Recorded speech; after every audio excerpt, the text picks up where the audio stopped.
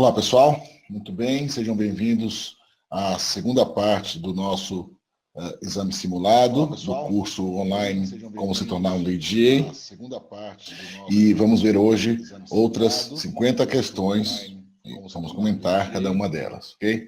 Bom, espero que vocês estejam por aí, tenham feito, né, como eu disse, a parte de vocês nas semanas anteriores, nos dias anteriores, estudando, lendo e fazendo o exame simulado que nós passamos, né, o arquivo que nós passamos para vocês, que agora vamos passar a comentar, tá?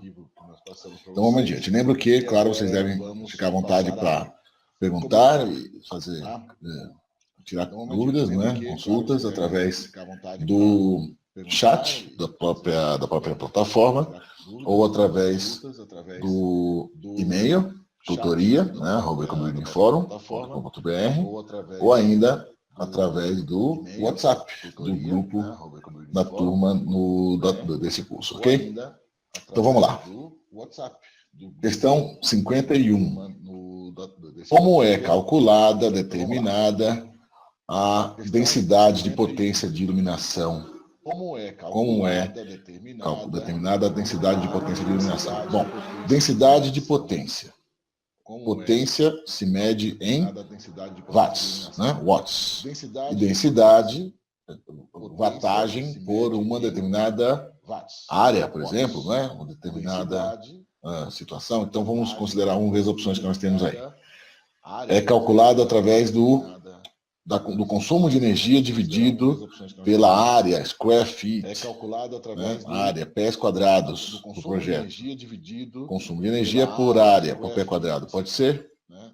Pode ser, vamos guardar essa opção aí.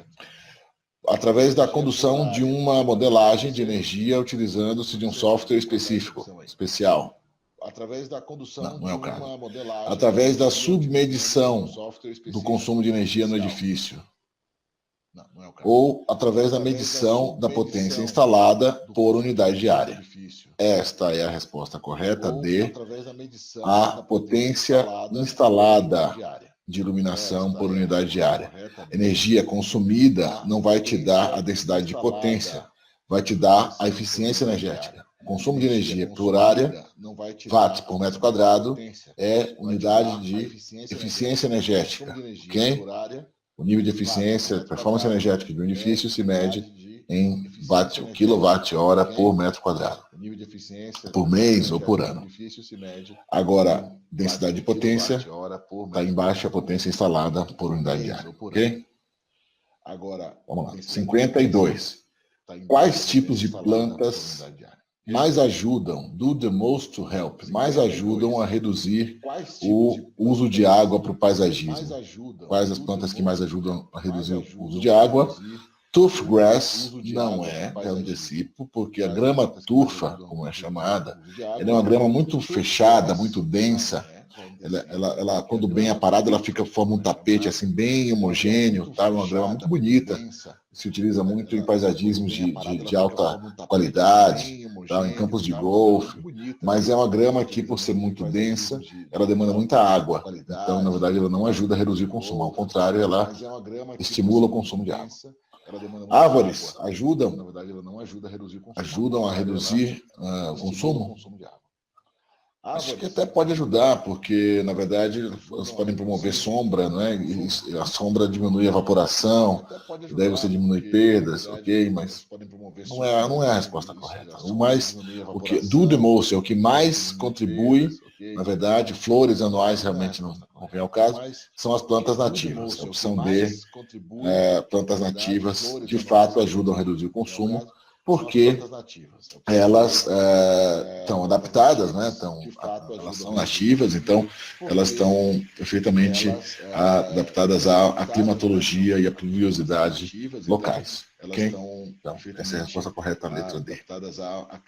53. Building Permit Fees. Taxas de permissão à construção. São alvarás, ok? Taxas de aprovação, por exemplo, de um projeto, são que tipo de custo? A pergunta é, que tipo de custo são as taxas de aprovação de um projeto?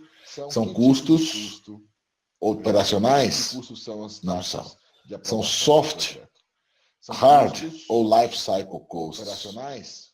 Custo de ciclo de vida, não, taxa não é custo de ciclo de vida. Ficamos com soft ou hard, o que vocês acham? Bom, talvez vocês já tenham lido, mas já antecipo, já comento. Taxas são custos chamados soft costs, são custos leves, né? Porque hard costs são aqueles relacionados a materiais, equipamentos, certo? São produtos, são coisas palpáveis, material, coisa que você põe no empreendimento. Assim. Agora, serviços, taxas, honorários, são chamados custos soft costs, ok? Essa é uma terminologia, essa pergunta, na verdade, é muito simples, né? Ela é muito direta. É só você ter lido essa informação em qualquer momento aí ao longo dos seus estudos, você vai lembrar disso, tá? Então, essa é uma expressão muito comum lá para eles, tá? Soft cost e hard cost. Bom, 54. Essa é uma expressão muito comum. Se um sistema refrigerante é ineficiente, qual é o impacto indireto? Impacto indireto da ineficiência de um gás refrigerante. Os gases refrigerantes são usados em ar-condicionado, tá certo? Se o gás refrigerante é ineficiente, isso vai demandar mais energia do sistema para conseguir atingir o mesmo resultado em performance térmica. Portanto, uma consequência da ineficiência do gás refrigerante é o aumento do consumo de energia. Daí já a resposta, letra B. Tá? O aumento do efeito ilha de calor não está relacionado a esse assunto, evidentemente. O que pode estar poderia relacionar seria a questão da camada de ozônio, por causa do CFC. Mas o CFC é um gás refrigerante que está sendo banido, né? Ele não deveria ser mais utilizado, não deve ser mais utilizado. Então, mas não tem nenhuma alternativa que faça referência a isso. Tá? Então, não tenha dúvida em responder que é a questão do aumento do consumo de energia decorrente do maior esforço do equipamento para dar conta do mesmo resultado com um refrigerante menos eficiente. Tá claro? Portanto, a diminuição das emissões de gases de efeito estufa não acontece. O que acontece, na verdade, é um aumento, por conta do aumento do consumo de energia. E a energia, especialmente nos Estados Unidos, ela está muito vinculada às emissões de CO2, né, por conta da fonte da matriz energética principal, majoritária, que é o carvão. E o decréscimo, né, a redução do consumo de água, realmente também não tem nada a ver com o assunto do gás refrigerante. Okay? Vamos adiante. 55. Qual área é incluída na projeção do edifício? Building footprint, como você sabe, footprint é pegada, building footprint é a projeção do edifício em planta, né? O que está incluído na área do edifício, na projeção do edifício? A área da sua estrutura. Sim. Lagos, pontes são lagos. Não, lagos não estão incluídos. Parking lots, estacionamentos feitos de concreto permeável. Não. A projeção do edifício não envolve estacionamento. E calçamentos, walkways, calçamentos de pedra, nesse caso, também não entra. Então, na verdade, a opção é a área da estrutura do edifício. A projeção do edifício é o que se chama de building footprint. Essa também é uma questão de conceito. Certo? São muitas questões conceituais na prova do LeadGER, como vocês já perceberam. 56. Qual é a consequência negativa que pode resultar de não se destinar adequadamente, não é, o resíduo da construção e demolição? Debris, a palavra de origem francesa, né, se pronuncia debris, entulho, significa entulho, uma palavra apropriada no inglês a partir do francês. Tá? Então, entulho sobra, né? No caso do resíduo da construção, é entulho. Então, qual é a consequência negativa que pode resultar de não se destinar adequadamente o resíduo da construção e da demolição? São duas alternativas. Vamos lá. Landfill gas emissions. Landfill são aterros. Land é terra, landfill, preenchimento, aterro, emissões de gases decorrentes de aterro. Pode ser uma consequência? Vamos ver. Groundwater contamination, contaminação de águas subterrâneas. Lençóis freáticos, por exemplo. Sedimentação pode ser uma consequência da destinação inadequada? lençóis freáticos, a depreciação da camada de ozônio. É uma consequência da destinação inadequada? Não, a do ozônio realmente não tem nada a ver, essa coisa do CFC acabei de falar. Mas então, em relação às outras três, marcaremos quais duas? O ozônio realmente não tem nada a ver, essa coisa do CFC acabei de falar. Emissão de gases de aterro, groundwater contamination. Emissão de gases. A sedimentação, aqui é importante considerar o seguinte, tem que pensar no contexto. Sedimentação é uma questão decorrente da deposição de resíduo em áreas de mananciais, em áreas de córregos, leitos de rios, etc. Ou seja, uma coisa descontrolada, de entulho, né? Nos Estados Unidos, essa é uma situação que ocorre muito pouco. No nosso país, apesar de ser comum, nosso país é comum, lá não é. Então a gente tem que considerar o seguinte, e também o resíduo da construção lá não é tanto o entulho bruto como nós temos aqui, que é concreto, alvenaria de blocos, cerâmicos, a maior parte dos casos, argamassa. Então lá o resíduo é mais resultado de sistemas industrializados, então é alumínio, gesso, em placas, né, do drywall, são peças de madeira, é um resíduo mais aproveitável, certo? E normalmente se faz isso, eles dão algum uso para os resíduos. Então, e agora o gesso é uma questão, tem um problema, né, que é a questão do CO2 emitido ao longo do processo. Então, existe uma questão da sedimentação, na verdade, não é um problema para eles. A sedimentação é um problema para a gente, tá certo? Então, como eu disse, para eles não há essa questão, então os problemas lá para eles estão relacionados à contaminação do solo e à emissão de gases decorrentes do CO2, basicamente do gesso, é o que mais ocorre na situação deles. Decorrentes do CO2, basicamente. No nosso caso também, claro, porque há também gesso no nosso resíduo.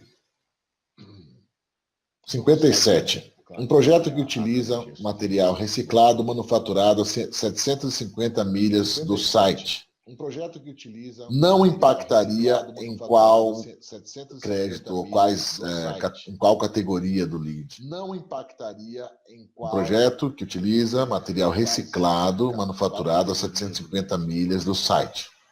Não impactaria em qual categoria? Community Connectivity? Provavelmente. Isso aqui realmente não tem nada a ver com esse assunto, tá certo? Materiais reciclados? Interessa, porque você pode aproveitar esse material por causa desse conteúdo. Regionalidade? Interessa só para confirmar que está fora do raio, né? Bem fora, então, mas tem a ver. E a gestão do resíduo? Também é um material, conteúdo reciclado, pode gerar um... Ok. O que não tem nada a ver mesmo é esse assunto aí do Community Connectivity, tá? A resposta correta é A. Não impactaria nesse assunto, tá? 58. Qual das opções a seguir não é uma estratégia para minimizar os impactos negativos dos refrigerantes no meio ambiente? Qual não é uma estratégia para minimizar os impactos negativos dos refrigerantes no meio ambiente? Então vamos lá. Opção A. Selecionar refrigerantes que tenha nenhum ou baixo Ozone Depletion Potential, ou DP, ou seja, potencial depreciação da camada de ozônio. E também mínimo Global Warming Potential, JWP, que é então potencial de aquecimento global. Selecionar refrigerantes que tenham baixo potencial de ozônio e também de emissão de gás de efeito estufa é uma boa ideia? Sim, é uma boa ideia. A pergunta o quê? Qual não é uma estratégia para minimizar impactos negativos? Esta primeira é uma estratégia. A redução do vazamento, leakage, to leak é vazar, leakage é vazamento. A redução do vazamento, as taxas de vazamento anuais dos refrigerantes para 10% ou menos. Isso não seria uma estratégia para minimizar impactos negativos? Não seria. A gente precisa reduzir a 100%, porque não pode ter vazamento. Projetar um edifício com ventilação natural, isso ajuda, isso é uma boa ideia. Projetar um edifício que não utiliza refrigerantes químicos, melhor ainda, certo? Então, a opção correta é B, né? Aquela que não favorece a minimização dos impactos, porque 10% não é tolerável, tá certo? Favorece a minimização dos impactos. Tolerância zero, né? Lembrando. Não é tolerável. 59. Quais são os benefícios de se reduzir o consumo de água potável nos edifícios? Quais os benefícios da redução do consumo de água potável? Duas opções. A redução da contaminação de corpos de água próximos e ao redor. Corpos de água ao redor. Redução de contaminação. A redução do consumo de água pode reduzir a contaminação dos corpos. Deixa aí, vamos pensar. A redução da drawdown. Drawdown tem a ver com seca, é você exaurir, é você tender à exaustão dos corpos de água potável e aquíferos. Um dos benefícios da redução do consumo de água potável é a redução da exaustão, né? A redução do uso de água potável, sim, esse sim. A diminuição dos custos operacionais. Esse é um benefício? Sim, aparentemente sim. O aumento da eficiência na irrigação. Isso é um benefício? Sim, aparentemente sim. Isso aqui é uma causa, né? Você pode aumentar a eficiência e reduzir o consumo de água potável. O melhor mesmo para irrigação é não usar água potável, né? Seria melhor. Então as respostas corretas são D e C, a redução da seca, né? Do consumo de água potável de corpos d'água e aquíferos e a redução dos custos operacionais. São as respostas corretas. Benefícios da redução do uso da água potável. Questão 60. A instalação de células fotovoltaicas no telhado de um edifício vai ajudar em qual área da construção sustentável? Fotovoltaicos contribuem para quê? Recycled materials? Não contribui. On-site renewable energy? Está aqui. É isso aqui, claro. Geração local de energia renovável. On-site, local, né? Geração de energia local.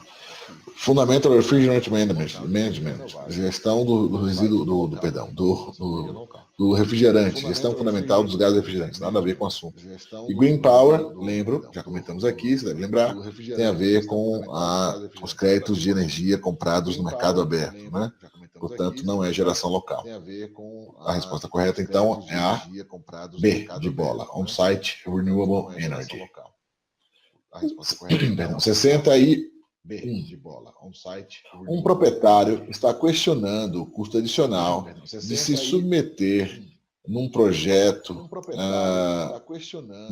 multiuso sistemas de água. Por qual razão deve a submedição ser instalada? Por qual razão a submedição deve ser instalada num projeto de um equipamento, de um edifício multiusos? O proprietário está questionando os custos adicionais. Como você convence a fazê-lo? Por que ele faria? O processo integrado não funciona sem a submedição, sem a medição setorizada. Isso é um fato? O processo integrado não é verdade. Tem nada a ver com a outra. A submedição é um requisito mínimo do programa LEED. Opa, a resposta já apareceu, aí é C. Identificar as disparidades entre como um projeto, o sistema de águas do projeto são projetados para operar e como eles são efetivamente, performam ou operam. Okay? Então, essa é uma coisa importante, porque uma vez que você possa fazer a submedição, você pode identificar falhas eventuais em algumas situações, em algumas instalações ou alguns circuitos, talvez, e você pode também, eventualmente, identificar vazamentos, né, de água, anomalias de consumo, certo? Então, esse é um benefício operacional importante. Okay? Agora, não é um pré-requisito, né? É um crédito. A submedição, você tem o pré-requisito como o pré-requisito é a medição no nível do edifício. A submedição setorizada, né, por instalação, por uso final, ou por, sei lá, seccionamento da planta, ou das instalações, a submedição é ponto, crédito, tá? Não é pré-requisito. Então, o LEED não obriga, o LEED não require, né? Não requer a medição de subsistemas de todos os sistemas de energia e água. Essa é uma recomendação, não um requisito. Okay? É crédito e não pré-requisito. A resposta correta é 61C. Não um requisito. 62. É crédito e não pré-requisito. Qual o benefício social um projeto que utiliza materiais regionais contribui? Né? Com que benefício social um projeto que utiliza materiais regionais contribui? Contribui com a redução dos custos, soft costs, dos custos leves do projeto. Não. A redução da demanda por recursos virgens, brutos. Não. O suporte à economia local. Aí, essa é a resposta. Essa é a resposta, claramente. A redução da poluição do ar e da água não é um benefício social, né? É ambiental. E o fato do material ser regional tem a ver com isso? Tem. Você pode considerar que os transportes impactam bastante. Pode considerar, não, certamente impactam bastante na pegada ecológica dos materiais. Mas a questão da regionalidade, isso é um impacto ambiental, né? Claro. Mas o assunto aí, a questão se refere a benefícios sociais. Então, é o suporte à economia local. Mas o assunto aí, a questão... 63. Pelo menos, quais materiais deve um programa de reciclagem incluir? Pelo menos, os programas de reciclagem têm que incluir pelo menos quais materiais? Quais vocês responderam? São 3, hein? Vocês prestaram atenção nesse detalhe? As 3 respostas corretas são papel, metal e vidro. As 3 respostas corretas são papel, metal... Food waste, o resíduo de comida, né, de alimentos, eles não são... é uma boa ideia, claro, aproveitar o resíduo, fazer compostagem e tal, produzir adubo, é uma boa ideia, mas não é obrigatório que se faça, né, isso. O LEED não obriga que se faça isso, ok? E a reciclagem de bulbos de iluminação, de lâmpadas, light bulbs, especialmente as de fluorescentes, que são muito utilizadas ainda, e certamente esses programas ainda vão crescer muito em todo o mundo, o programa de reaproveitamento de lâmpadas fluorescentes, porque elas serão gradualmente substituídas, continuam sendo, né, substituídas continuamente. Isso certamente ajudará também e poderá vir a ser estimulado com mais ênfase nos processos de certificação futuros. Mas, por enquanto, não é esta a questão agora. Não, por enquanto, não é assim. Tá? Então, se exige apenas que se faça a separação, né, destinação adequada de papel, metal, vidro e plásticos também. Né? E papelão. Destinação adequada de papel, metal, vidro e plásticos também. Né? E papelão. Questão 64 agora. A eficiência da irrigação no paisagismo impacta em qual categoria de créditos LEED? São 2, né? Quais categorias? A eficiência da irrigação contribui para quais categorias? São 2. Água, claramente, né? Water efficiency, eficiência no consumo da água. E qual outra? Quais categorias? Materiais, energia, qualidade dos ambientes internos, energia, claramente, né? O consumo de água impacta diretamente também no consumo de energia, porque a água tem que ser tratada, tem que ser bombeada, tem que ser coletada, não é? E isso tudo impacta em consumo de energia. Então, são dois assuntos que são favorecidos pela eficiência no paisagismo. Vamos adiante. Questão 65 agora. Qual afirmação é verdadeira com relação à construção sustentável? Questão conceitual interessante essa. Green Design, o projeto sustentável, is a cost neutral add-on. Add-on é adicionar, tá certo? Custo adicional. Isso aqui, ela é neutro em custo adicional. A construção sustentável não agrega custo adicional, é verdade? Bom, até pode ser verdade. Há casos em que sim é verdade, mas não podemos afirmar que isso é uma regra, ok? Então, na verdade, não dá para afirmar isso.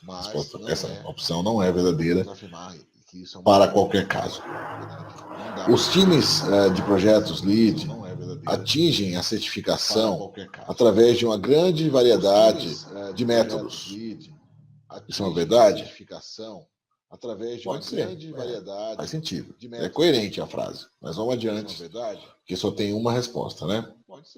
Certo.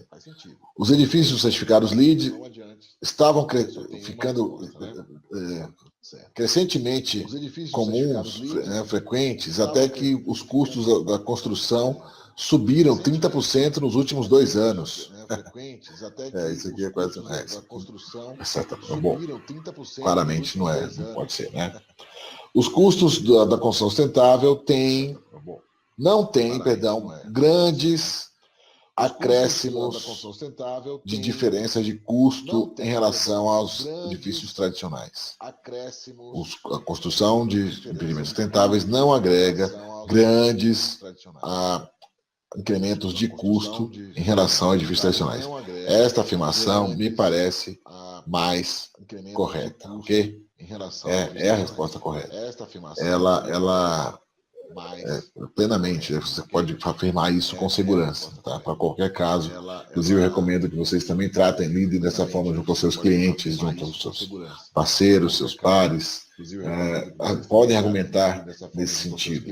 A construção sustentável, de fato, no Brasil, não agrega custos adicionais muito elevados, principalmente se as estratégias estas que levam à sustentabilidade, que levam à construção sustentável, que levam às certificações, se elas são implementadas, assimiladas por todos os envolvidos desde as fases iniciais dos processos. Se for assim, eu diria que a chance de alcançar um incremento de custo muito próximo de zero é grande. Não sendo assim, ainda é possível? Sim, mas quanto mais tarde esses assuntos entrarem nos processos, mais difícil fica de você implementar as diversas medidas que poderiam ser propostas e mais chance de ter que refazer alguma coisa ou de rever um projeto, ou até mesmo rever um projetista, já vi acontecer. Pode acontecer isso, tem incremento de custos e tal. Então, certamente, o ideal não é isso. O ideal é que que nós consigamos convencer os tomadores de decisão a incorporar essas estratégias desde o dia 1, se possível, do processo de projeto, de planejamento para o projeto do empreendimento, se possível, idealmente. Bom, vamos lá. Questão 66 agora. Qual questão ambiental é associada ao uso de refrigerantes no ar-condicionado? De gases refrigerantes, não é claro, para ar-condicionado. HVAC, vocês sabem, não custa lembrar aqui, a sigla significa Heat, Ventilation and Air Conditioning, tá certo? E aqui é Refrigeration, tá certo? Porque Air Conditioning não, pra gente, ar-condicionado quer dizer frio, né? Então a gente relaciona, no Brasil, ar-condicionado com frio, mas quando se fala em climatização, e é para isso que serve ar-condicionado, né? Climatizar pode ser precisar esquentar também. Então, e aí quando eles falam em refrigeração, nós estamos falando de sistemas de frio mesmo, açougue, aquelas instalações tal de freezers, tal, instalações que demandam de frio, congelamento mesmo, coisas assim. Tá? Então, supermercados que tem aquelas áreas frias, tal. Isso aqui é o refrigeration. Então, HVAC é heat, calor, ventilation, ar-condicionado e refrigeração, beleza? Então vamos lá, os gases refrigerantes, todos eles precisam de gases refrigerantes. Sistemas de refrigeração e ar-condicionado, todos usam gases refrigerantes, certo? Então, a questão ambiental associada ao uso de refrigerantes é o aumento das emissões de gases de efeito estufa. Sim ou não? A contaminação de água subterrânea, contaminação do solo e o aumento do CO2 indoors, aumento do CO2 de interiores. Isso aqui exatamente não é. Então, ficamos com qual opção? A questão associada é o aumento dos gases de efeito estufa, porque estão relacionados ao consumo de energia. As emissões estão relacionadas ao consumo de energia e a eficiência dos gases refrigerantes, como eu já comentei aqui por conta de outra questão, agora há pouco, a eficiência dos gases refrigerantes está relacionada ao consumo de energia por conta da performance que se exige, do desempenho, do consumo que se exige dos equipamentos para atingir um determinado resultado térmico, desempenho térmico, tá claro? Com a água subterrânea, que não tem nada a ver com esse assunto, nem menos contaminação do solo. Né?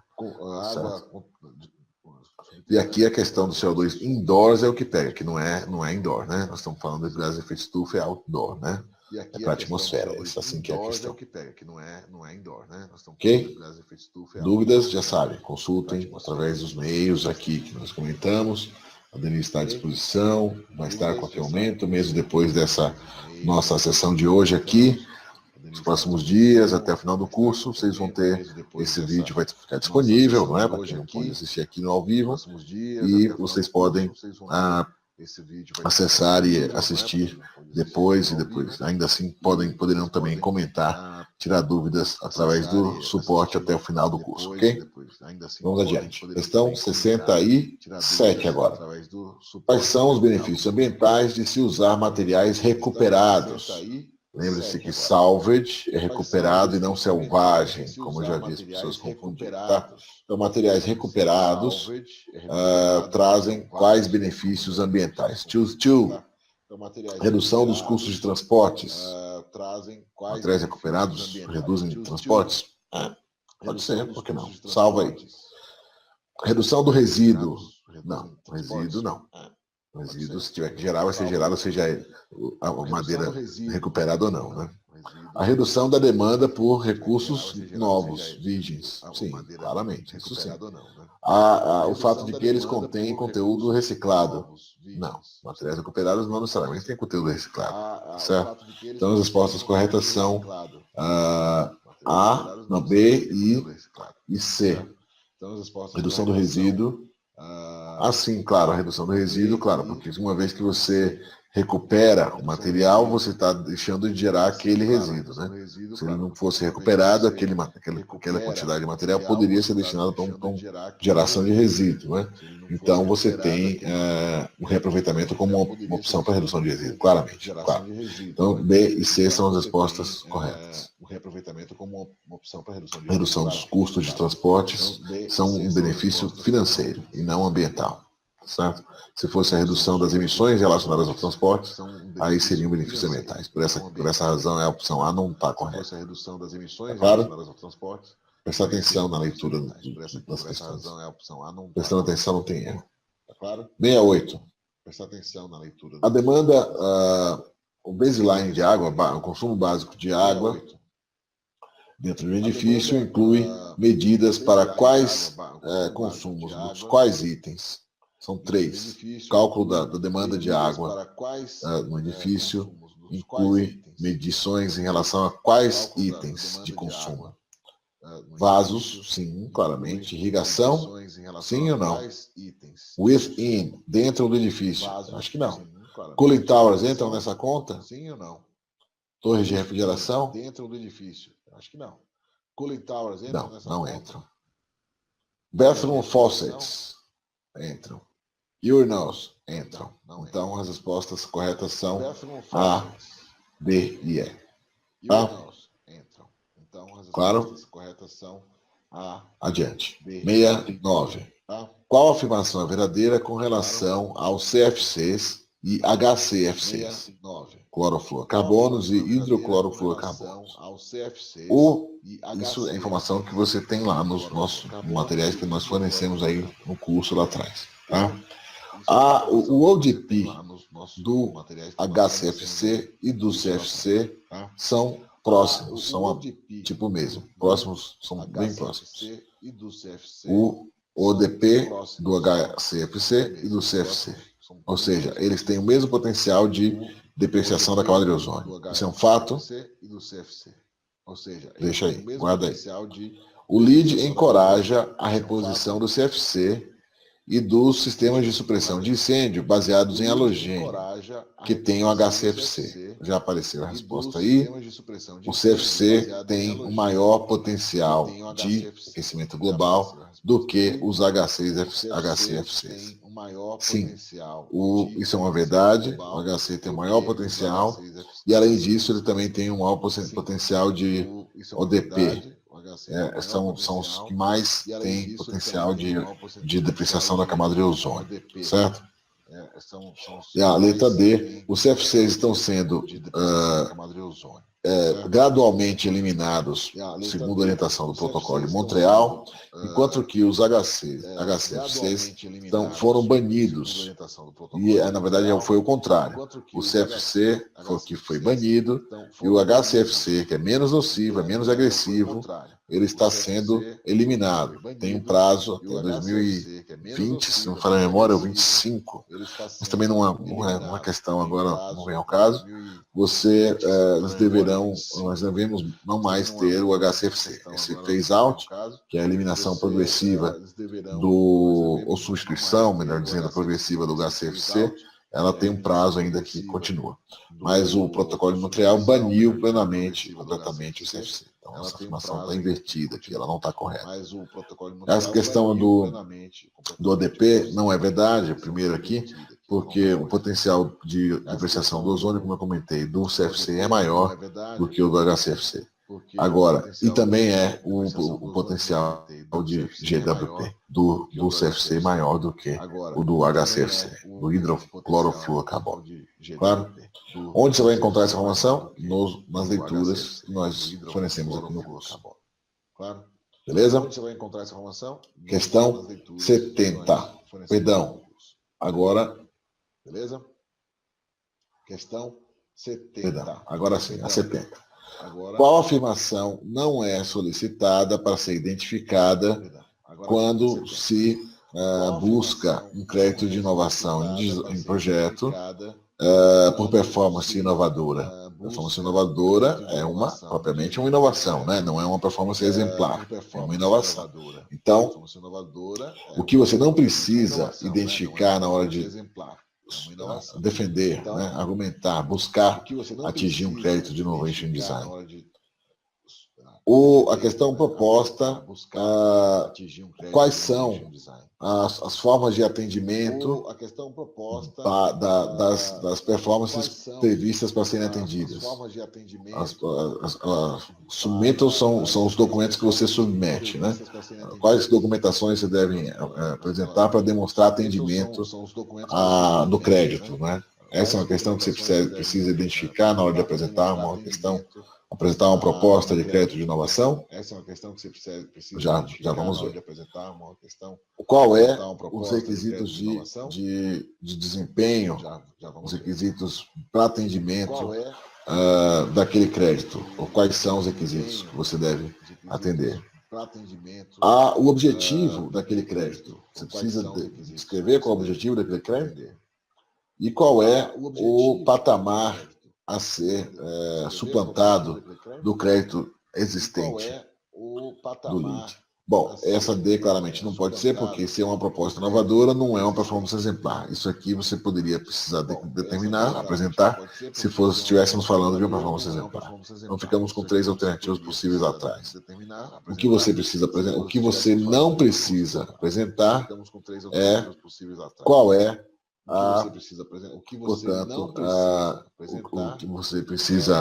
o patamar que você precisa atender, porque esta não é uma questão a ser defendida para um crédito de inovação. E sim, poderia ser, se fosse uma aposta para performance inovadora. Ou, perdão, performance exemplar. Tá? Performance inovadora é uma coisa nova não relacionada a um crédito existente do lead. Claro? A pergunta é o que não está, você não precisa apresentar. Isso aqui não, porque não é o caso. 71. O que deveria estar incluído no plano de gestão do resíduo da construção? O que deveria estar incluído no plano de gestão do resíduo da construção? A remoção de amianto. Asbesto é amianto, ok? item proibido lá como aqui também no Brasil. Remoção de amianto. É uma questão? Você deveria prever isso no plano de gestão de resíduo? Item proibido lá como aqui Vamos também ver. no Brasil. Onde os resíduos da construção serão destinados? Essa é uma questão. Sim, claramente. Isso é algo que você deve prever no plano. A percentagem de madeira certificada utilizada no projeto. Algo que você deve prever no plano. Essa é uma questão do plano de resíduo? Não, não é. O controle de erosão é uma questão do plano de resíduo? Olha. Não, não é. E aí? O controle de erosão Ficamos com o quê? é uma questão do plano de Destinação ou erosão? Olha. O que tem que ter mesmo no plano é onde eles vão ser destinados. Destinação Okay? ou erosão? Erosão é um outro plano. É um plano de erosão, é um plano de implantação, plano de gestão da implantação do empreendimento. Não é um plano de gestão de resíduo. Tá certo? Plano de gestão da erosão e sedimentação. Inclusive é um pré-requisito 1 de Sustainable Science. É o que a gente precisa fazer para atender a qualquer processo de certificação LEED é o que a gente precisa New Construction. Para atender a Tá? processo de certificação LEED. Questão 72.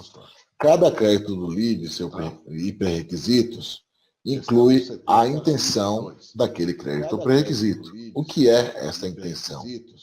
Inclui a intenção, o objetivo, né? O objetivo do crédito. O que é essa Qual é? intenção? Como você caracteriza a intenção do crédito? É o que detalha o nível de performance requerida para atender o crédito. O nível de performance O intent detalha o nível de performance requisitada para atendimento do crédito. Vamos ver. Aborda as sinergias e as compensações entre créditos. Vamos ver. Identifica os principais objetivos de sustentabilidade ou benefícios daquele pré-requisito ou crédito. Os principais objetivos de sustentabilidade. Define daquele pré-requisito ou crédito. questões específicas para regiões específicas. Questões específicas. Tem a ver? Não. Não tem a ver. Então, acho que a resposta correta, aliás, melhor dizendo, a resposta correta é identificar os objetivos de sustentabilidade ou benefícios daquele crédito. Isso é o que melhor caracteriza como intent, a intenção do crédito. Ok? Isso é o que melhor caracteriza como 73 agora. Qual categoria do LEED tem maior potencial, número de pontos do projeto para serem conquistados? Facinha, né? Tranquilo, você já sabe com certeza, né? Nenhuma dúvida de que é Sustainable Science? Tranquilo, não, não é Sustainable Science. Nenhuma dúvida de que é energia e atmosfera. Né? Não. Apenas no crédito de performance energética, nós temos aí pelo menos 18 pontos no sistema de certificação para conseguir atender, para conseguir marcar, pontuar, né? Muito difícil, na verdade, nesse caso, mas está lá disponível para isso, para a gente poder estimular melhores performances, cada vez melhores performances, né? Está lá disponível para isso, para a gente poder estimular melhores performances, cada vez melhores performances, né? 74. Quais as afirmações a seguir, ou qual das afirmações a seguir, não é solicitada para um projeto se tornar certificado? O que não é requisitado para um projeto poder ser certificado?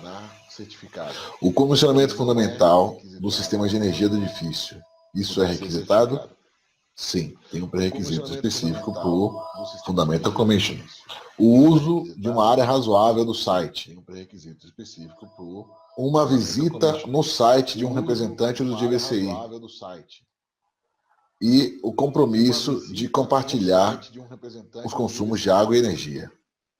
E aí, vocês acham? O compromisso de compartilhar on-site visit. Isso não é necessário, não é requisitado, não é obrigatório que se tenha uma visita de um representante do GBCI antes da certificação para que o edifício possa ser certificado. Na verdade, a maior parte dos casos, processo de certificação, eles alcançam a certificação sem a necessidade de que se tenha uma visita de um representante BCI em loco. Elas podem ocorrer, auditorias acontecem, mas elas, se acontecerem, porque muito provavelmente algo deu errado, alguma documentação foi claramente falseada, ou estão suspeitando de alguma coisa, de alguma documentação, ou de alguma coisa da execução. Então, daí se agenda uma visita que pode, inclusive, ser de surpresa, tá? Mas, normalmente, elas não devem ocorrer. Questão 75. O que é verdade com relação à propriedade dos materiais em relação à imitância e refletância? O que é verdade com relação à imitância e refletância do material? Imitância e refletância solares são usados para calcular a a permeabilidade de um material. Isso é um fato? A imitância e reflectância tem a ver com permeabilidade? Não, não tem. A imitância é baseada na refletância do material. Não, não tem. Vocês acham? A imitância é baseada na refletância do material. São propriedades diferentes. Imitância, refletância e absortância são propriedades diferentes dos materiais em relação à radiação. A imitância de um material e a sua refletância significa a mesma coisa? Não, não significam, claramente não. Então, só pode ser a resposta D. Imitância e refletância são combinados para determinar o valor do SRI, do material. SRI é sigla para, vocês já sabem, Solar Reflectance Index. Certo? Índice de reflexão solar. É uma composição, como eu já expliquei aqui, das propriedades de emitância, reflectância e absortância dos diversos materiais. Tá certo?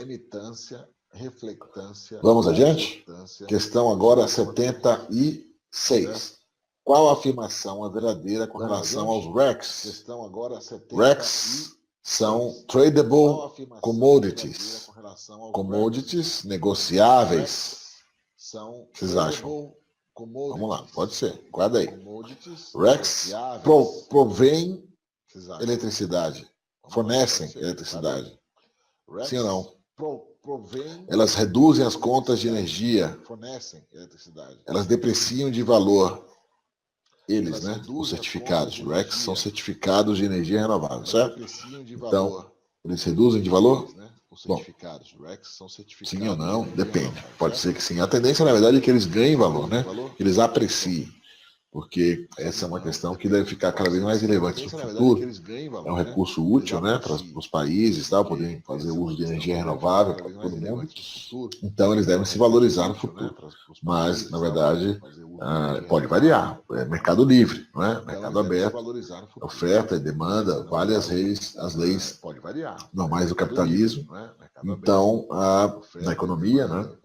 Então, elas são, na verdade, a melhor resposta é a letra A. Eles são commodities negociáveis no mercado aberto. RECs não provém eletricidade, porque quem faz isso são os produtores, são as usinas, que por sua vez podem emitir os certificados, certo? Os certificados em si não são energia, eles não fornecem energia. Eles dão direito ao usuário, ao portador, ao adquirente, de então fazer uso para pagamento das suas contas de eletricidade, comprovando assim que está pagando energia limpa, gerada de maneira renovável, certo? Para dar conta da sua demanda. E isso vai reduzir a conta de energia? Não, não vai reduzir. Provavelmente, inclusive, vai aumentar. Porque, geralmente, muito frequentemente, o custo da energia comprada através dos RECs, pagas com certificados, esse custo normalmente é maior do que a energia comprada diretamente na rede. Agora, por que então, se é mais caro, por que as pessoas compram? Porque elas precisam comprovar que estão consumindo energia limpa. Certo?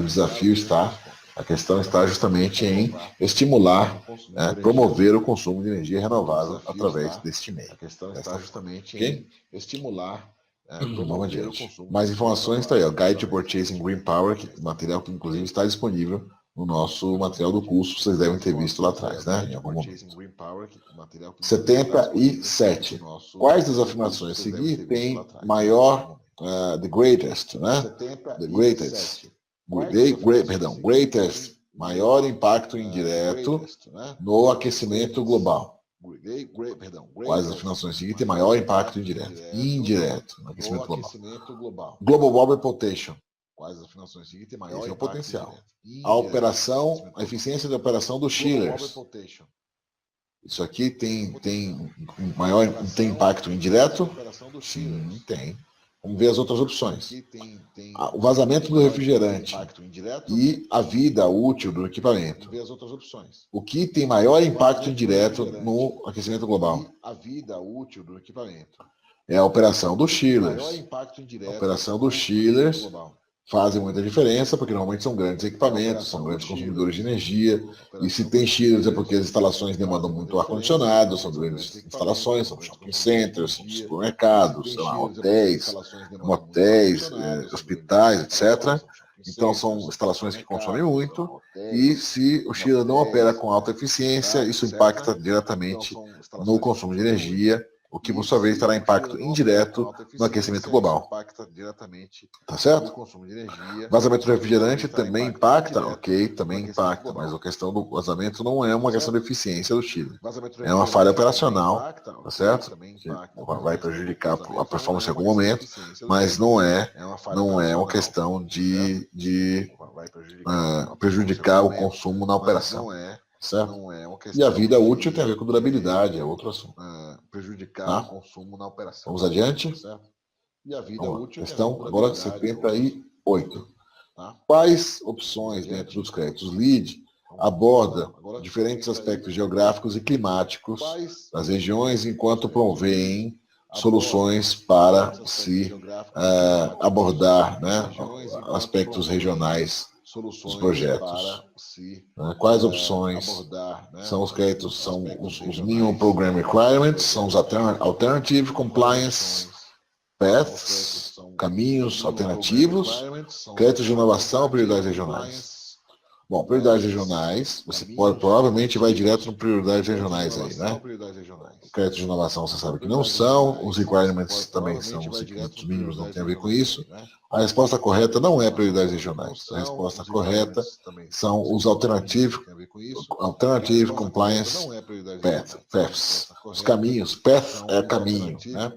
Então, o caminho alternativo é quando você consegue buscar formas de atendimento ao crédito utilizando-se de normativas ou de condições de legislação locais ou condições de especificações de equipamentos ou de serviços disponíveis localmente que favorecem o atendimento ao crédito com a mesma performance ou melhor, eventualmente até com o uso de normativas técnicas próprias, regionais ou nacionais, se for o caso, que são semelhantes ou até mais exigentes do que as normativas de referência que o LEED apresente. Por exemplo, nós aqui no Brasil temos o Procel Edifica, o PBE Edifica, o Programa Brasileiro de Etiquetagem de Edificações, que antes era chamado Procel Edifica, que mede a eficiência energética dos edifícios. O LEED, o USBC, reconhece o Procel Edifica, o PBE Edifica, como um sistema acreditado como suficientemente capaz de garantir e confirmar a eficiência energética dos edifícios e, desta forma, por isso, eles reconhecem para atendimento a performance mínima de energia no processo de edificação LEED. Quer dizer, um empreendimento que obtiver Procel nível A, eu acho que até B, eles conseguem atender ao pré-requisito de energia do LEED. Isso está já oficialmente aceito pelo SBC. Você também pode, por exemplo, atender a certos requisitos do LEED, alguns créditos de conforto ambiental, renovação de ar, embasando-se nas decisões de projeto de ar-condicionado que façam uso de normas como as nossas normas, a BNT, para renovação de ar, de ar em ambientes condicionados. E isso é que são muito exigentes também. As nossas normas atendem claramente os requisitos de desempenho que são estabelecidos pela ASHRAE 90.1 e ASHRAE 62.1, que são as normas referentes a este assunto previstas, recomendadas pelo LEED. Então, você pode, usando as nossas normas que tenham reconhecimento nacional, que seja feito pelo LEED, você pode buscar esse caminho alternativo, daí chama Alternative Compliance Path, para atendimento aos créditos, certo? Então, na verdade, os créditos não são, a resposta correta não é a D, prioridades regionais, porque estas consideram créditos existentes, caminhos já previstos lá no LEED, que se você atender, aqueles créditos específicos definidos pelos GBCs regionais ou nacionais pelo mundo, existem os créditos regionais identificados por eles, e aí se você atender aqueles créditos específicos, você marca ponto bônus lá em créditos regionais. Então são créditos que estão lá no processo. Aqui, esse assunto, essa questão se refere a caminhos alternativos para se atender o mesmo desempenho dos requisitos dos créditos. Tá claro? Muito bem. Se não tiver, por favor, voltem ao assunto através das consultas lá, através dos meios que nós comentamos, ok? Vamos adiante. Questão agora 79. Vamos adiante.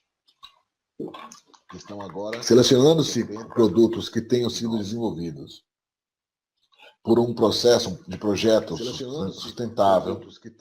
Isso é um exemplo de quê? Selecionando produtos desenvolvidos por um projeto sustentável.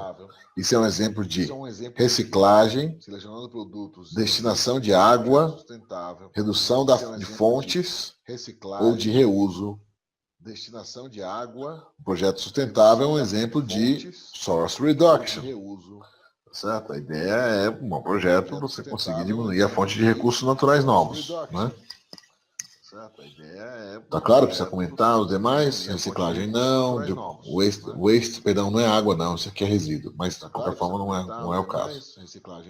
A destinação de resíduo. E aqui o reuso é outro, tem a ver com materiais, tá? O projeto sustentável é um exemplo de redução de fontes novas, de recursos novos, tá? 80. Localizando um projeto próximo a sistemas de transporte de massa, isso teria qual benefício econômico? Ou quais, né? Mas na verdade é qual? Uma resposta só. Isso teria qual benefício econômico?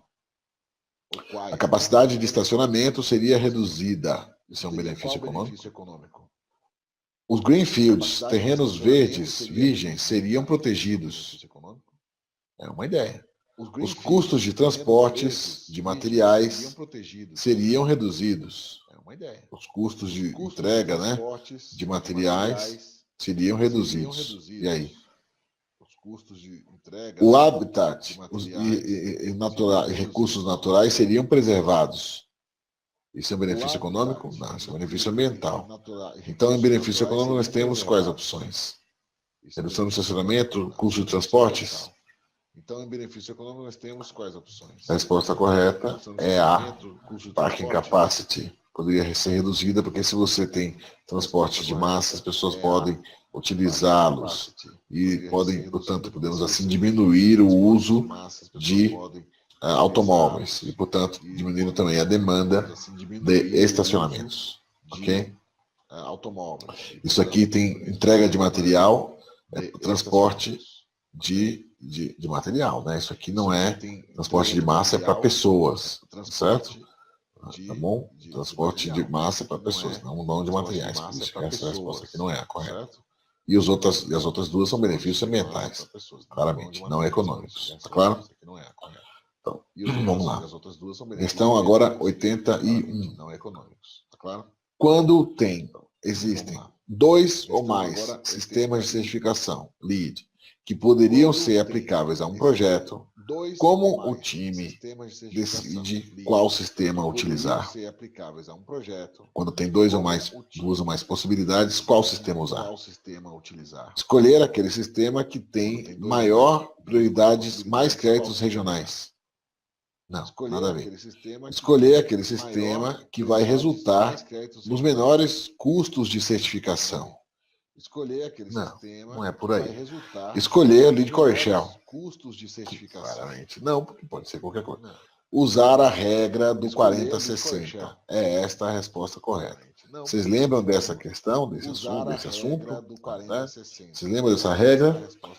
Tem a ver com o uso predominante e a área que esse uso tem em relação à área total do empreendimento. Então, por exemplo, se for um shopping que tenha uma torre anexa de consultórios médicos, por exemplo, aí essa torre tem, sei lá, 2.000 metros quadrados e o shopping tem 20.000 metros quadrados.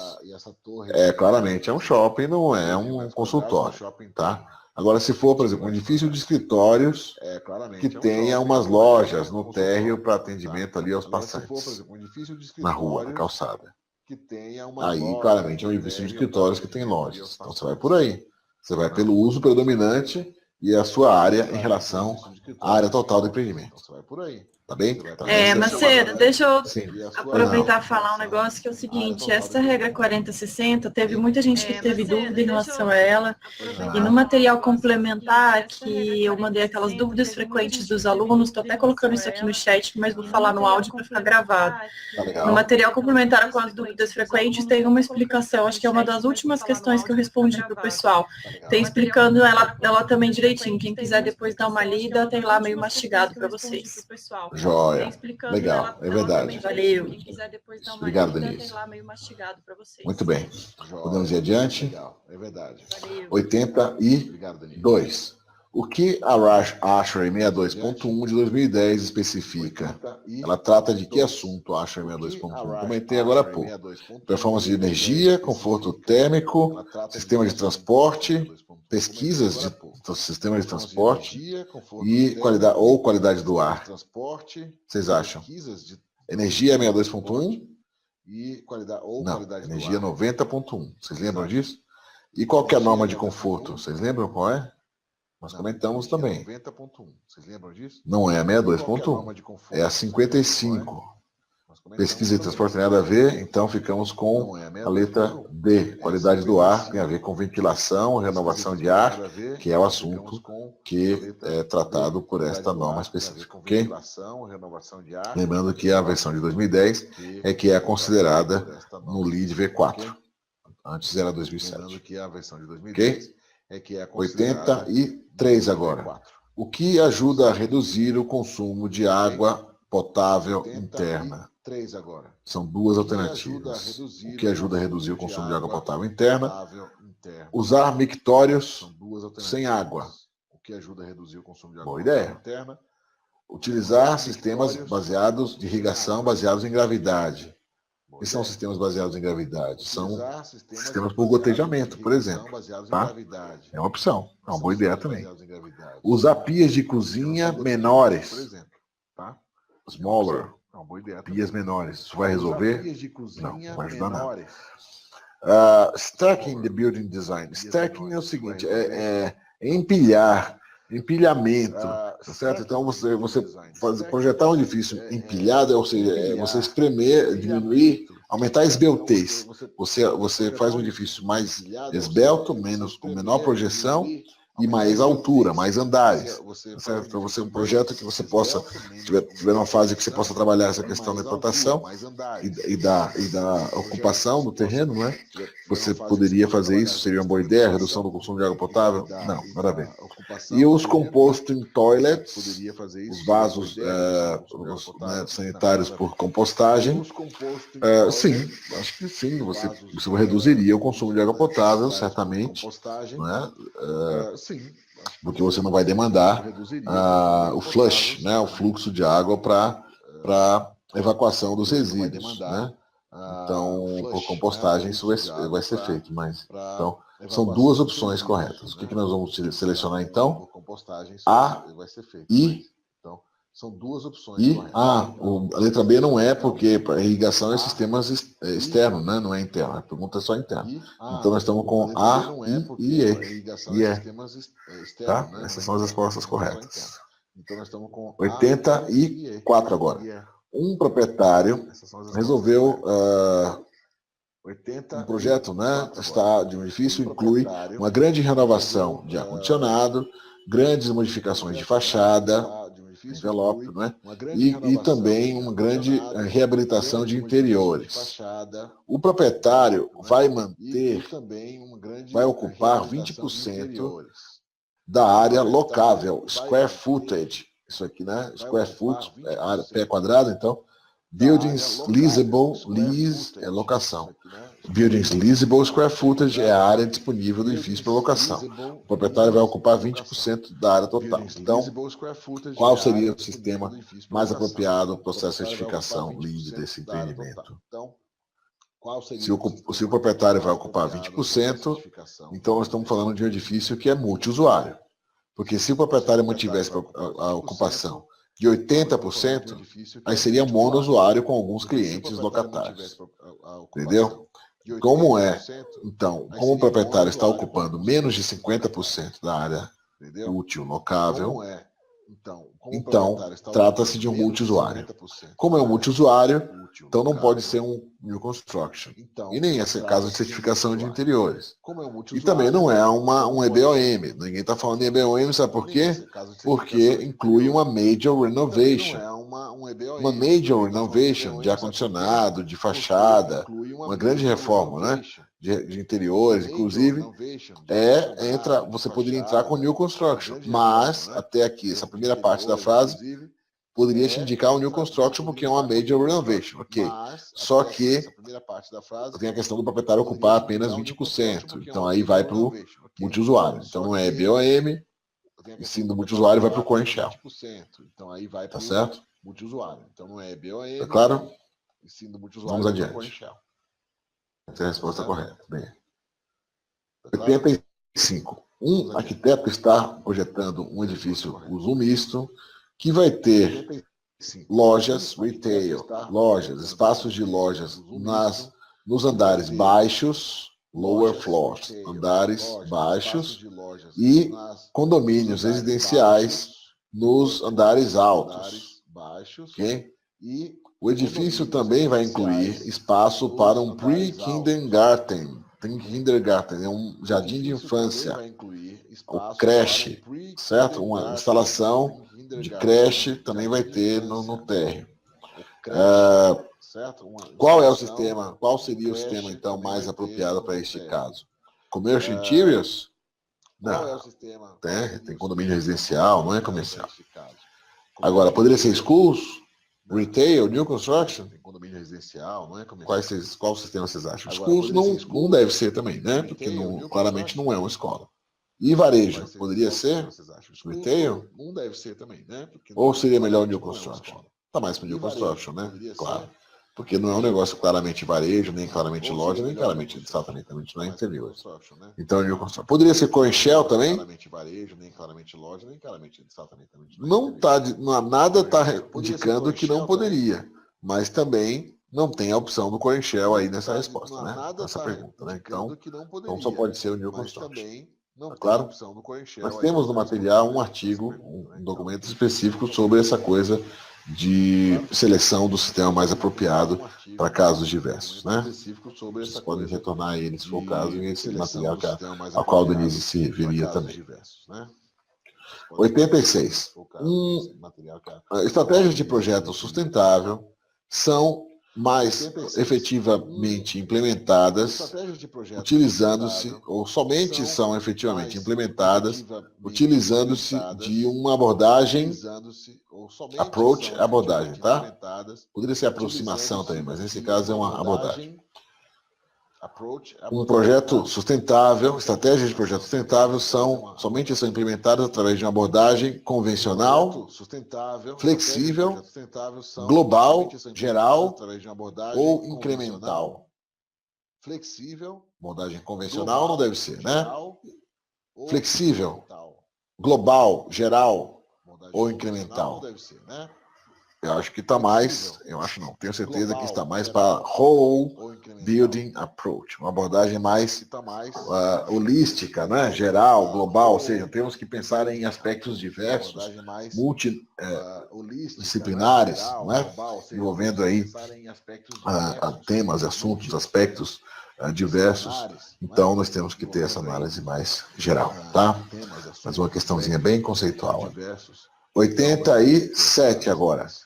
O que melhor descreve a área da propriedade?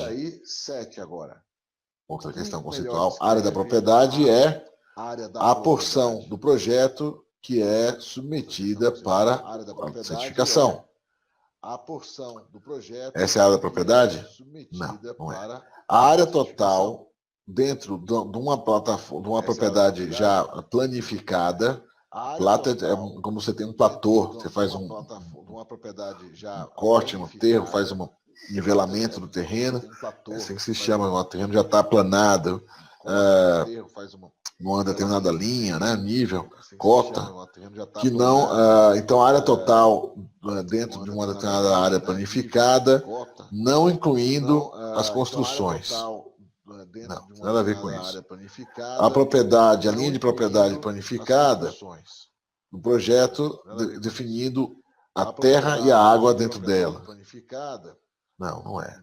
A área da propriedade é a área total dentro dos limites da propriedade do site, envolvendo a área do site e também áreas construídas e não construídas, ou seja, a área legal, é a área da escritura, é o direito, é o que está claramente colocado no documento de propriedade do terreno. Essa é a área da propriedade, simples assim, evidentemente. Né? Não tem nada além disso. Não sei por que tem tanta alternativa para um negócio que é simples, que é a área da propriedade. Qual é a propriedade? Está aqui na escritura, o terreno é esse, vai de tal lugar, rua tal, limite tal. É área da propriedade. Qual é a propriedade? Está aqui na escritura, o terreno é esse, vai de tal lugar. Questão D, portanto, a resposta correta é questão 87. Vamos agora para 88. Em quais circunstâncias, in what instances, o time de projeto submeteria um CIR Choose to, em quais condições, né, em quais situações um time de projeto submeteria um CIR, Credit Interpretation Request. Quando uma pessoa registra um projeto, tem uma questão sobre o processo de registro. Isso dá razão para enviar um CIR? Não. Quando você está apelando um crédito que tenha sido negado? Também não, porque aqui nesse caso o recurso é o apelo, propriamente, e não o CIR. Quando o Reference Guide não aborda aquela questão específica. Você poderia enviar um CIR sobre uma questão não claramente colocada no Reference Guide? Sim, poderia.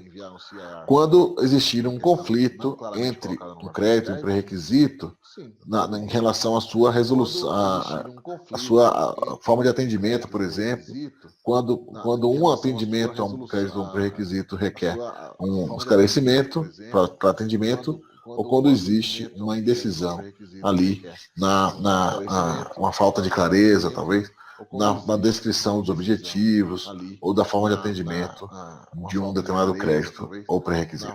Claro, então as respostas corretas são as alternativas C e D. Tá bem? Questão agora 89. Como a documentação para Innovation Design por performance inovadora deve ser submetida a documentação para atendimento a créditos de Innovation Design deve ser submetida através do uso do site do USBC, do Lead Online, através de um processo de CIRs ou através do site do GBCI. A submissão de qualquer documentação para atendimento a qualquer crédito do processo de certificação LEED, sempre é feita, toda a submissão é feita através do Lead Online. Você não faz submissão por outro caminho, não existe essa possibilidade. Agora você se informa a respeito do processo através dos sites do SBC, no site do BCI você faz as inscrições dos processos, das provas, etc. E um CIR você utiliza ao longo, pode utilizar se necessário, ao longo do processo, para esclarecimentos se necessários, tá certo? Mas a submissão de qualquer documentação para o processo de certificação somente pode ser feita através do lead online. Não há outro meio, tá? De qualquer documentação para o processo de 90. somente pode ser Cada feita através do lead online. sistema rating system comercial, ou seja, não residencial, 90. aborda quais elementos? Comercial, ou seja, São não 3. residencial. CIRs estão previstos nos sistemas, nos rating systems? São 3. É um mecanismo, é um recurso, uma possibilidade que você tem ao longo do processo, mas isso está previsto nos rating systems? Não é a resposta mais adequada. Eu acho que o mais adequado está aí. São 3, né? As mais adequadas são estratégias, isso tem que ter. Pré-requisitos, isso tem que ter.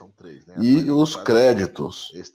Certo? Os Minimum Program Requirements é algo que você precisa... Perdão, desculpem, corrigindo. As estratégias não estão porque elas são propostas por quem estiver defendendo, buscando atendimento ao crédito. Para ser claro, o que está definido nos créditos e pré-requisitos, nos reference guides, é a meta de desempenho, os níveis de desempenho a serem atingidos.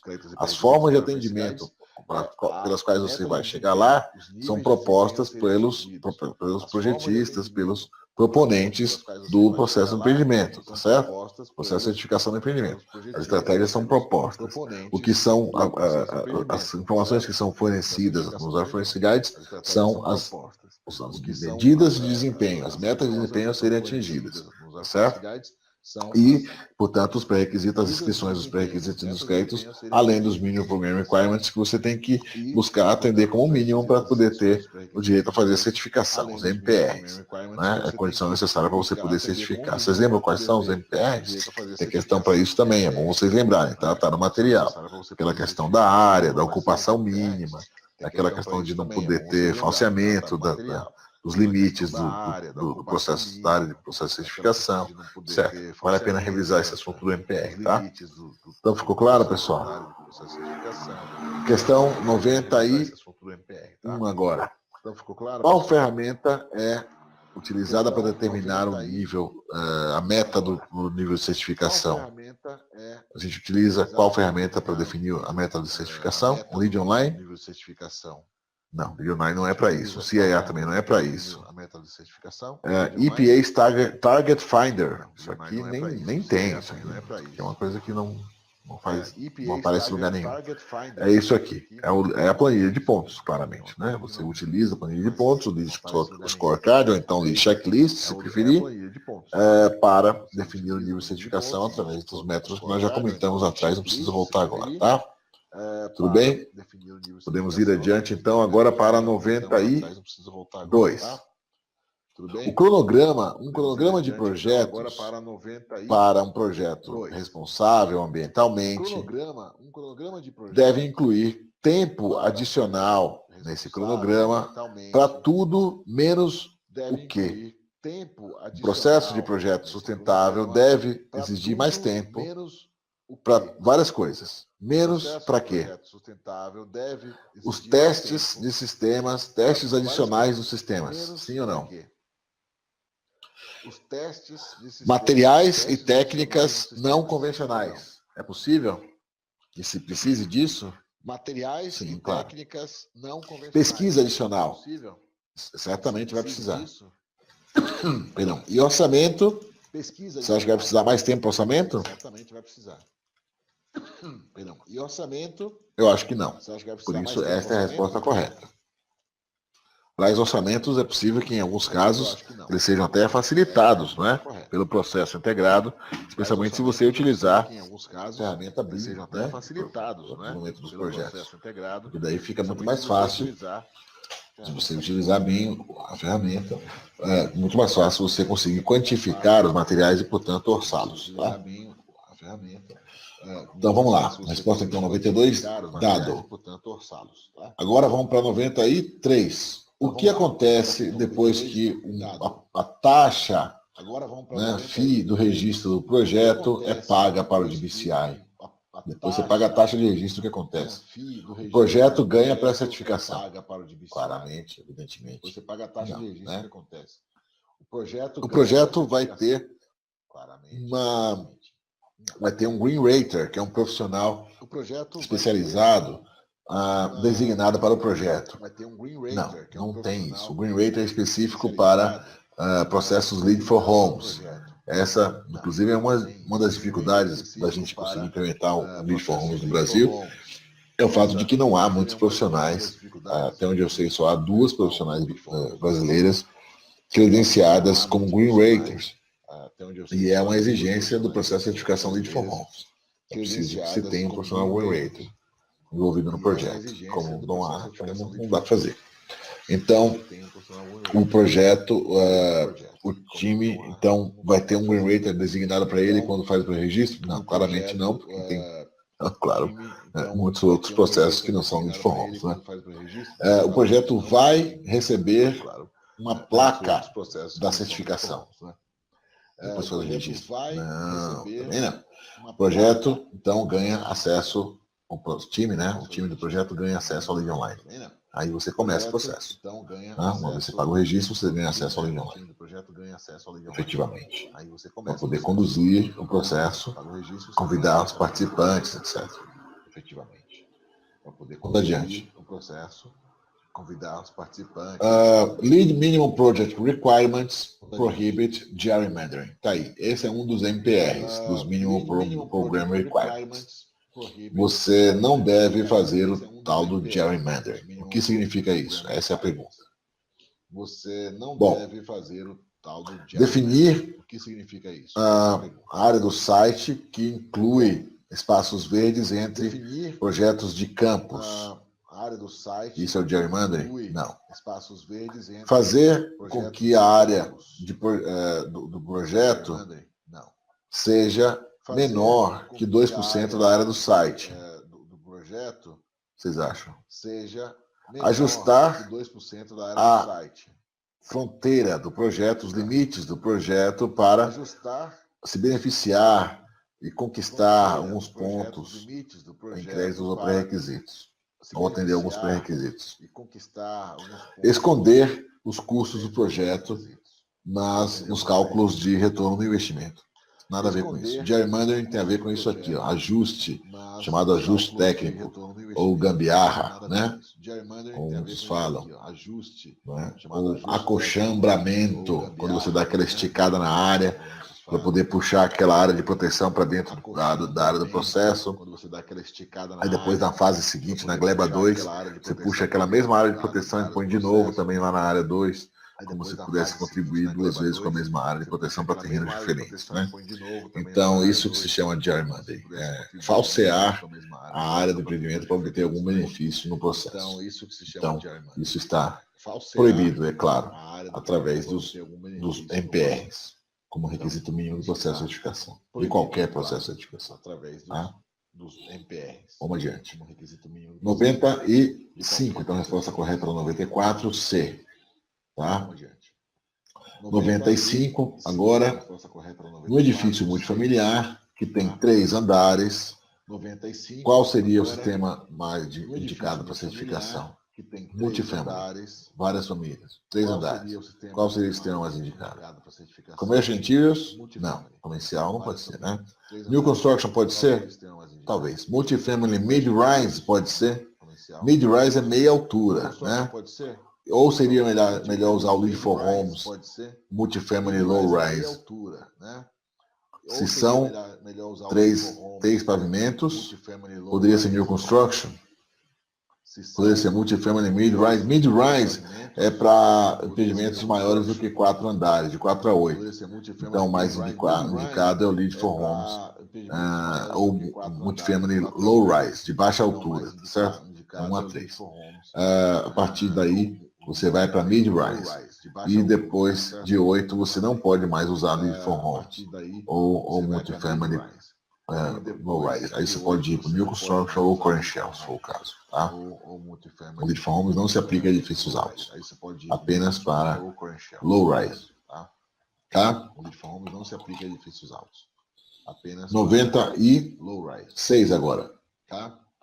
Uma equipe de projeto submeteu um CIR com relação a uma estratégia particular para atendimento aos requisitos de um crédito e foi notificado que a estratégia foi aceita. O que é verdade com relação a essa situação, a esse cenário? O projeto mandou um CIR, disseram que está ok. E agora, o que acontece? O projeto atendeu os requisitos para o crédito e vai conquistar aquele ponto. Sim ou não? É aceitável, conquistou o ponto, certo? Depende, guarda aí, salva o assunto. B. O time de projeto não vai ser autorizado a conseguir performance exemplar pelo crédito se a performance exemplar for disponível. Nada a ver. Longe. Nada a ver. Por que não vai ser autorizado? Nem quem está falando se é performance exemplar ou não é. Não fala que crédito é, se é de inovação ou não. Nada a ver essa B aí, tá? O time de projeto vai conquistar o ponto de innovation por abordagem inovadora, devido ao uso de estratégias diferentes para atingir aquele crédito. E aí? Vai ganhar o ponto de innovation por estratégia inovadora? Não necessariamente. Depende do quê? Depende que o time, ainda assim, depois que a estratégia foi declarada como aceitável, ele tem que demonstrar que os requisitos para atendimento àquelas estratégias foram atingidos. Tá certo? É preciso demonstrar que você atingiu o tal desempenho que você disse pretender atender. Tá certo? Essa é a resposta correta, portanto. 96, dada. Tá? Certo? Essa é a resposta correta. Vamos adiante. 97. O que um time de projetos, onde um time de projetos deve ir para atualizações errata do sistema Lead New Construction? Onde você vai consultar informações sobre atualizações dos rating systems, não só do New Construction, qualquer um, na verdade, você busca sempre no site do USGBC, porque o USGBC é a entidade que continua sendo responsável por desenvolver os sistemas de certificação e também as suas atualizações e novas versões. É bom lembrar que quando uma atualização é publicada no site do USGBC, entende-se, subentende-se que aquela informação passa a ser parte integrante dos Reference Guides. Então, tudo que você precisa saber sobre a certificação tudo que você precisa saber está nos Reference Guides. Ok, só que os Reference Guides, eles sofrem atualizações, eles sofrem evoluções, porque as pessoas questionam, os assuntos são discutidos, casos vão aparecendo, e os assuntos vão evoluindo. Nas conferências internacionais, nas Green Builds, e também nas nacionais, como a Green Build em Brasil, esses assuntos são tratados, são discutidos, são aprofundados, e às vezes originam revisões dos sistemas de certificação. Essas revisões, uma vez aprovadas pelos comitês técnicos, são publicadas. E aí podem dar origem a revisões nos textos do próprio Reference Guide, podem dar origem a acréscimos de informação, supressão de informação, ou mesmo substituição do crédito. E essas informações são publicadas no site.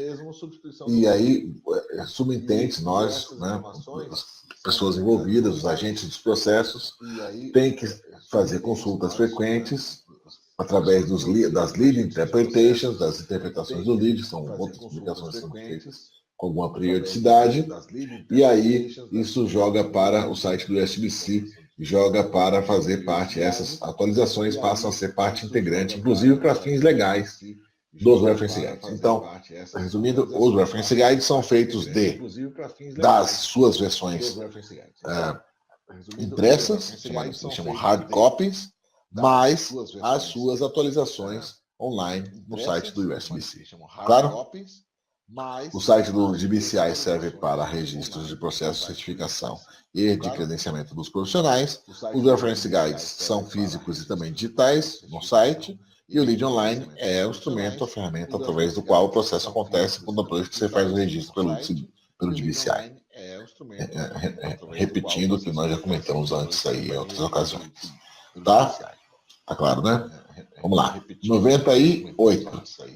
Por que agora um time de projetos deveria mirar em mira? Por que um time deveria mirar atingir mais pontos do que os requisitados para um determinado nível de certificação?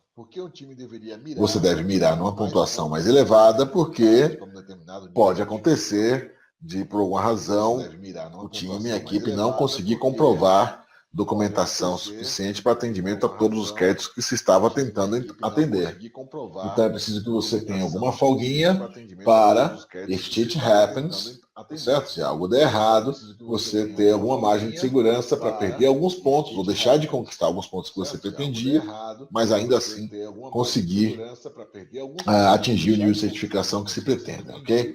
Então a resposta mais adequada para esta questão é C.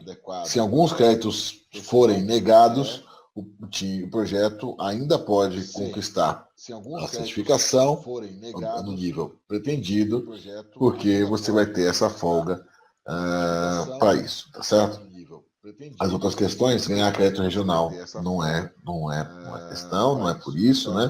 Conseguir mais pontos vai aumentar a eficiência energética, não tem nada a ver, a não ser que... Aliás, o contrário até poderia ser, né? Você pode aumentar a eficiência energética para conseguir mais pontos. Né? Conseguir mais pontos não vai aumentar a eficiência energética. O contrário, possivelmente. Tá? E no caso de que pontos extras sejam conquistados durante o processo de construção, o próximo nível de certificação pode ser atingido. Não necessariamente. Tá? Possivelmente, até ajuda, mas não necessariamente. Tá? O fato é que, então é legal ter uma margem de segurança. Agora, de quantos pontos? Bom, eu recomendo que se tenha, que se aplique, né, que nós consigamos manter uma margem de segurança superior a 10%. 10% é o mínimo de pontos a mais de margem de segurança para a gente poder garantir um determinado nível de certificação. Lembrando que o nível mínimo são 40 pontos, né? Então, você estabelecer 44 como meta, eu acho que nesse caso, como nível mínimo, condição necessária para certificação, se você não atingir 40, não tem a certificação, então aí eu poderia sugerir uma meta um pouco maior de segurança, uma margem de segurança maior no caso dos 40, tá? Eu iria para os 46, 47, 8 pontos aí para conseguir, pelo menos, ter segurança de que a gente não vai perder a certificação. Agora, com níveis mais elevados, você pode trabalhar com margens não tão generosas, tá claro? Vamos adiante então, terminando. 99. Para uma certificação Core Shell, qual é a área mínima bruta que o empreendimento tem que ter para atender o MPR, os Minimum Program Requirements? Vocês lembram? Algo que nós comentamos no início do curso, lá nas primeiras aulas. Qual a área mínima para se conseguir fazer um processo de certificação? Mesmo que não seja um Core Shell, vale para qualquer sistema. A área mínima são 1.000 square feet, 1.000 pés quadrados, ou 93 metros quadrados. Essa é a área mínima para um processo de certificação. Ou seja, mesmo uma casa poderia, com mais de 100, com mais de 93 metros quadrados. Agora, se for um processo de certificação de interiores, um LEED CI, aí a área mínima é de 250 square feet, ou 22 metros quadrados apenas, ou seja, uma pequena sala comercial, poderia ser certificada um LEED CI, tá? Então a resposta, mas a área mínima no Core Shell, é só o CI que pode ser pequeno. O Core Shell, assim como todos os outros, a área mínima é de 1.000 square feet, tá? Letra A, portanto. Finalmente, questão 100. A instalação de materiais para estacionamento impermeáveis com alto SRI. Material impermeável não é bom, mas alto SRI é bom, né? Isso vai ter impacto negativo em qual área do projeto? Então, alto SRI, impacto é positivo. Então, o impacto negativo está relacionado à impermeabilidade. Então, alto SRI, impacto é positivo. Então, a impermeabilidade, né, causa impacto negativo em qual área? Heat Island Effect, efeito de calor, causa impacto negativo em qual área? O SRI é que tem a ver com isso. Nesse caso aqui é positivo, então não é. Stormwater Runoff, o escoamento de água superficial, impermeabilidade vai prejudicar o escoamento, vai aumentar o escoamento, o que não é bom, né? Então, deve ser isso aí. A redução do uso de água não tem nada a ver com isso, e o uso de materiais recicláveis também não, então está claro que a resposta correta é a B de bola. Stormwater Runoff. Sem B. Perdão.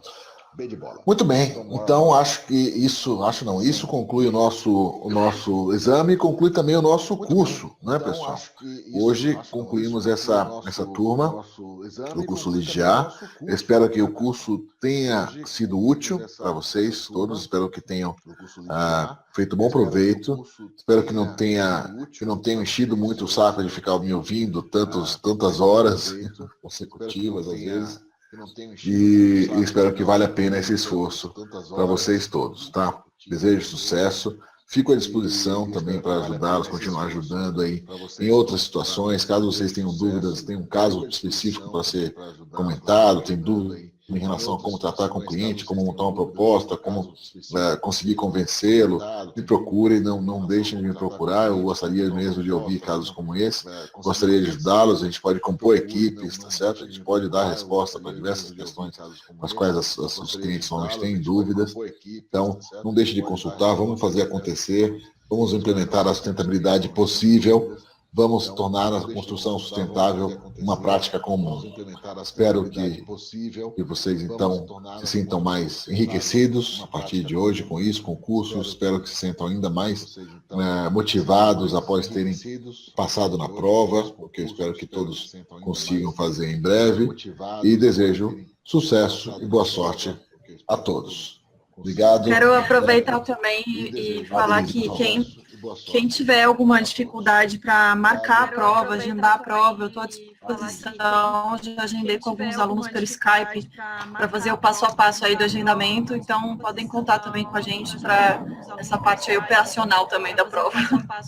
Joia, legal. Obrigado, Denise. Obrigado por todo o trabalho, todo o esforço até agora no curso, pela parceria. Espero que o pessoal também tenha valorizado esse seu esforço, nosso esforço na preparação deste curso. Tá? Valeu, gente. Qualquer dúvida, a gente está à disposição aí sempre para vocês. Valeu. Obrigado, pessoal. Tchau. Até a próxima. Valeu, gente. Qualquer dúvida, a gente está à disposição aí sempre para vocês. Valeu. Obrigado, pessoal. Tchau. Até a próxima.